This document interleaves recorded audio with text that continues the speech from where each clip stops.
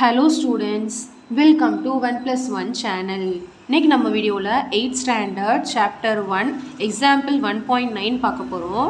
இந்த ப்ராப்ளத்தில் பார்த்தீங்கன்னா find at least two rational numbers between -3/4 and -2/5 அப்படின்னு கொடுத்துருக்காங்க. அதாவது -3/4க்கும் -2/5க்கும் நடுவில் அட்லீஸ்ட் 2 rational number கண்டுபிடிக்கணும். அட்லீஸ்ட் 2 rational number அப்படி கண்டுபிடிக்கலாம் சொல்கிறாங்க. நான் வந்து ஈக்குவலண்ட் ரேஷனல் நம்பர் மெத்தடில் போட போகிறேன். போன சமயம் நான் மீன் ஆவரேஜ் மெத்தடில் போட்டு காட்டினேன் இல்லையா? இப்போ நான் ஈக்குவலண்ட் ரேஷனல் நம்பர் மெத்தடில் இதை போட போகிறேன். சரிங்களா?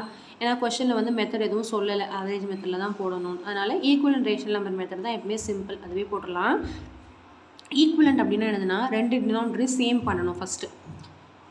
அப்போ சேம் பண்ணணும் அப்படின்னா என்ன அர்த்தம்னா எல்சிஎம் எடுத்துருங்க.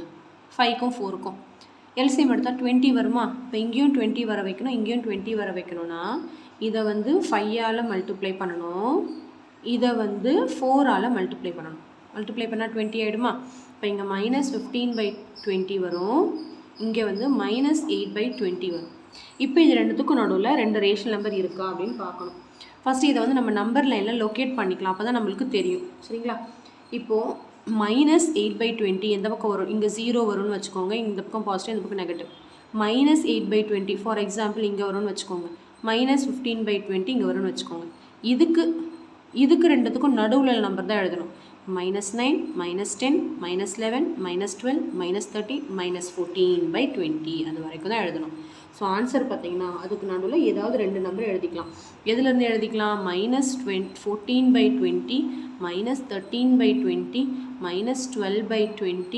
-11/20, -10/20, -9/20. இந்த 2 நம்பரும் எழுதக்கூடாது. இதில் எனி 2 ஆன்சர் எழுதிக்கலாம்.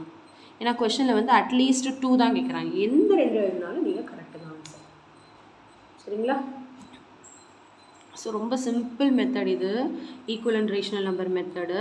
அவரேஜ் மெத்தட் தான் கொஞ்சம் லென்த்தியாக போகும். சரிங்களா? ஸோ அவ்வளோதான் இந்த சம். கண்டிப்பாக நல்லா உங்களுக்கு கிளியராக அண்டர்ஸ்டாண்ட் ஆகிருக்கும்னு நினைக்கிறேன். So thank you so much for வாட்சிங் ஸ்டூடெண்ட்ஸ். பாய்.